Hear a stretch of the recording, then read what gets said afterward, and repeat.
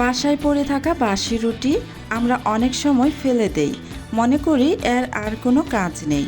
কিন্তু একটু বুদ্ধি আর ভালোবাসা দিয়ে এই সাধারণ রুটিকেই বানানো যায় একদম মজাদার লোভনীয় একটা নাস্তা।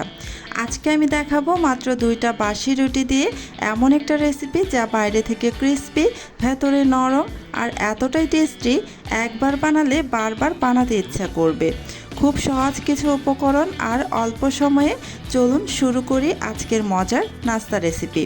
এই রেসিপিটা দেখার পর আর কখনোই বাসি রুটি ফেলবেন না, আমি গ্যারান্টি দিচ্ছি। প্রথমে এই বাসি রুটিগুলোকে একটু রোল করে নিয়ে তারপর একটি ছুরির সাহায্যে এই যে ভিডিওতে দেখানো অনুযায়ী চিকন চিকন করে কেটে নিচ্ছি। এভাবে 2টি রুটি আমি কেটে একটি বাটির মধ্যে নিয়ে নেব। এই যে কেটে নেওয়া হয়ে গিয়েছে একটি রুটি, দেখতেই পাচ্ছেন এরকম চিকন চিকন করে কেটে নেবেন।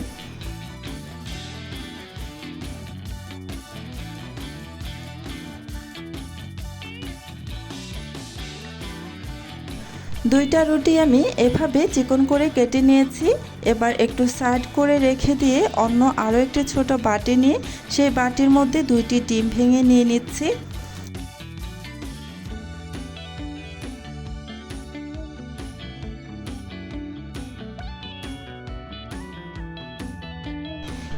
এবার ডিম দুটোকে আমি একটি কাঁটা চামচের সাহায্যে ফেটিয়ে নিচ্ছি।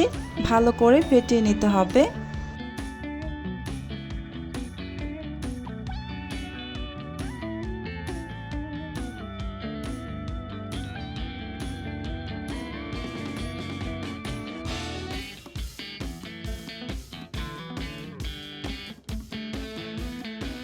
ফেটিয়ে নেওয়া হয়ে গিয়েছে। এখন আমি এর মধ্যে দিয়ে দিচ্ছি একটি মিডিয়াম সাইজের পেঁয়াজ কুচি, 1 টেবিল চামচ পরিমাণ কাঁচামরিচ কুচি।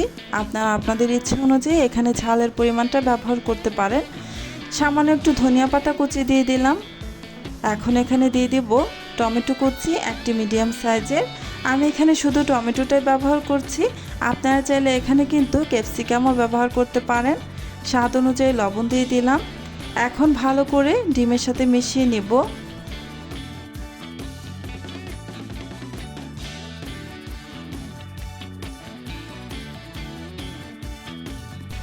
মিশিয়ে নেওয়া হয়ে গিয়েছে। এখন আমি এতে দিয়ে দিচ্ছি চাট মশলা আর গরম মশলার গুঁড়া এক একটা হাফ চা চামচ করে দিয়ে দিলাম।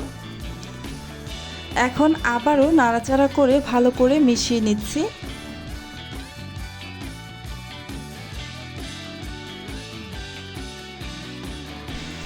ভালো করে কাঁটা চামচের সাহায্যে আমি নেড়ে চেড়ে মিশিয়ে নিয়েছি। এখন আমি এই ডিমের মিশ্রণটা আমি যে রুটিগুলো কেটে রেখেছিলাম তার মধ্যে দিয়ে দিলাম। সম্পূর্ণটাই আমি ঢেলে দিয়েছি। এখন আবারও একটি কাঁটা চামচের সাহায্যে সব কিছু একসাথে মিশিয়ে নিব, যেন রুটির সাথে ভালোভাবে মেশানো হয়। এভাবে ভালো করে মিশিয়ে নিতে হবে।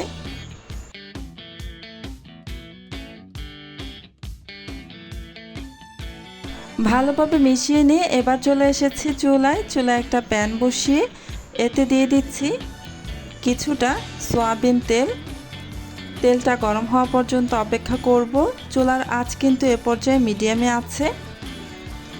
তেলটাকে প্যানের গায়ে ভালোভাবে লাগিয়ে নিচ্ছি, পুরো প্যানের মধ্যে ছড়িয়ে নিচ্ছি। পুরো প্যানের মধ্যে তেলটা ছড়িয়ে নেওয়ার পর এখানে আমি এই যে রুটি ডিমের মিশ্রণটা দিয়ে দিচ্ছি। আমি সম্পূর্ণটাই ঢেলে নিচ্ছি।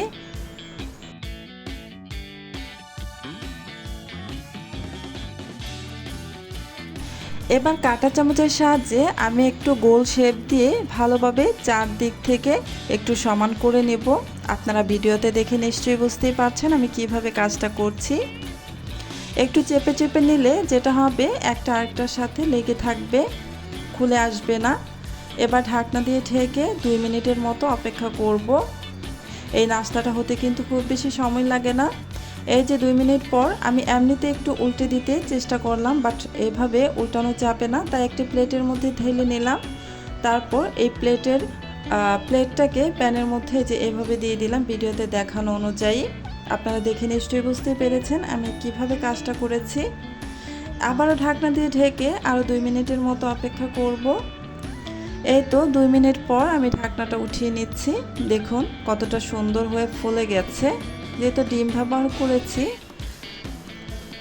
এবার আর ঢাকনা দিয়ে ঢেকে দেব না, আমার নাস্তাটা কিন্তু হয়েই গিয়েছে। একটু সময় ভেজে নেব।